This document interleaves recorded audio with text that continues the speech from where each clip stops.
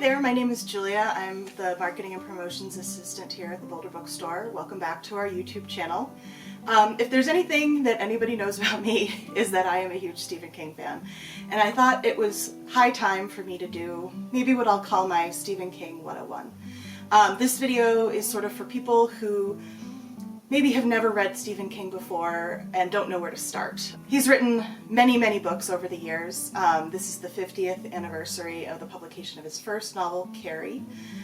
So there's a lot to choose from. It's kind of hard to know where to start. So this is my recommendation for maybe where to start with Stephen King.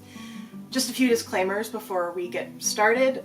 These are just my opinions. There are a lot of books, there's a lot of great places to begin. These are just my ideas of where to start. I'm also not going to go into much detail on the plots of the books. Some of them are pretty well known, and so you might know the plot already. So I'm just going to kind of give you an overview, try to go pretty quickly, and give you some ideas of maybe where to start your Stephen King journey if you've never read anything by him before. To begin is a classic. If you haven't read any Stephen King before and you want to read one book and you're okay with some scares, The Shining is where I would say to start. Little biased because it is set in Colorado, where we are right now. You probably know what this book is about, but in case you need just a little tidbit, it's a haunted hotel story. It takes place in a deserted for the winter hotel in Colorado. There are ghosts, there is psychic energy. It's very scary, but incredibly well crafted.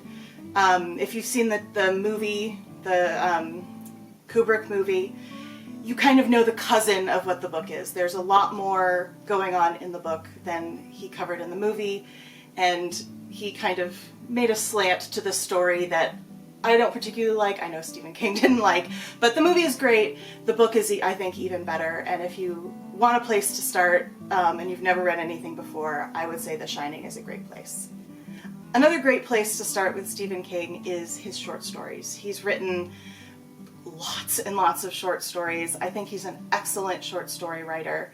And if you're not really into horror and you want a little tidbit, his short story collections are fantastic. I have a few here. His most recent one, You Like It Darker, is a short story collection, so that, if you want a more recent one, that is a great place to start. Oh, another caveat is that I'm very fond of his older work, and so you'll see that as a theme. I'm not going to talk too much about his newer work. They're all great, but I like his older work a lot better. And then a couple of other great short story collections. Skeleton Crew. This has the novella The Mist in it, which is another fantastic, shorter fiction, but longer than a short story. Really amazing. There are lots of great stories. I just need to remind myself because there's so many. Oh, The Jaunt is a great one in here. The Monkey. Oh, and The Raft. The Raft is one of my absolute favorite short stories. It is so scary, and it's just this great little horror nugget. So if you haven't read anything and you want like a little bit of a spook, his short stories are great. Another one is Night Shift. This one has a number of short stories that have been made into movies. Along those same lines, talking about movies, if you would like Stephen King that's been made into a really fantastic movie and you want to read the book and then watch the movie, I would recommend The Body. This was made into one of my absolute favorite movies of all time, which is Stand By Me. And it's one of those ones that people don't really realize was written by Stephen King. It's not scary at all. It's more of a coming-of-age story following a group of young boys who hear a rumor of a body that has been found that the adults don't know about yet. And so they go on sort of a trek to find this body, and they want, to be on TV and get fame. But it's more about this journey into adulthood. They're, just getting to like high school age or early high school.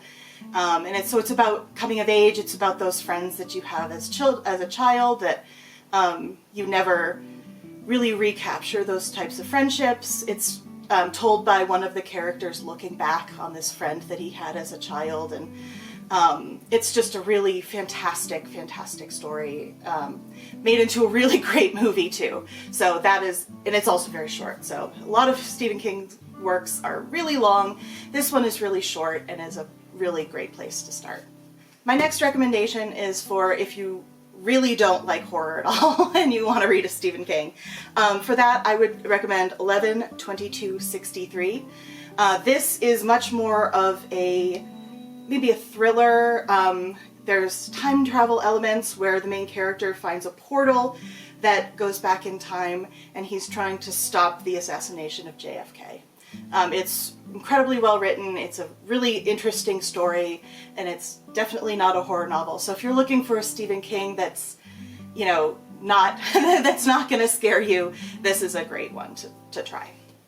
On the other hand, if you want to read the Stephen King novel that Stephen King has said in interviews that he thinks is his scariest, that would be Pet Sematary. This is, I probably don't need to explain the story to you, but there is a family moves into a house. There is a pet cemetery in the backyard that has a habit of resurrecting the animals that are buried in it. A tragedy happens, and the father in the story makes a very bad choice. I am not a parent myself, but I can imagine as a parent, I can understand why this story Stephen King considers this to be his scariest story. Like so many of his work, it's all about the characters. It's all about the internal ruminations of the characters. The fear really comes from the internal space. One of the things I love about Stephen King is the way that he draws characters. Every one of his books, I think, the ones that really succeed, have beautiful characterization, and the fear and the scares really come from being in those characters' shoes. And this one really captures that. It is very scary, but it's a really, really great novel as well. And last but not least, definitely not least, is kind of more of a service for myself. This is my favorite Stephen King. There are a lot of books that I could have picked for this, but I decided to choose this one. It's maybe shouldn't be your first book, although I have recommended it to some people and it has been their first Stephen King, so maybe it could be, and that is It. The main reason why I would say maybe it shouldn't be your first is because it is an absolute doorstop of a novel, but I find that when I have read it and when I've reread it, it just flies. It has this gripping quality that you just carry it from room to room with you as you're reading. I probably also do not need to explain to you what this one is about. There are several movies already that are great as well, but it takes place in one of the kind of classic Stephen King locations, Derry, Maine. There is an evil entity that these children are trying to defeat. They think they defeat it, but then as adults they have to come back and face the fears of their childhood all over again. This is an absolutely incredible novel. It takes place in these two dual timelines of 1950-something and 1980-something. And it really, again, is this incredible character arc with these kids, and then seeing them as adults and looking back at their childhood. This one is my absolute favorite Stephen King, although I do have more favorites that I will put in the description below if you're interested in a few of the more obscure favorites that I have. So those are the novels that I have for you today to start your Stephen King journey if you're looking for a place to begin. I hope you find something to read there, and particularly for this spooky season.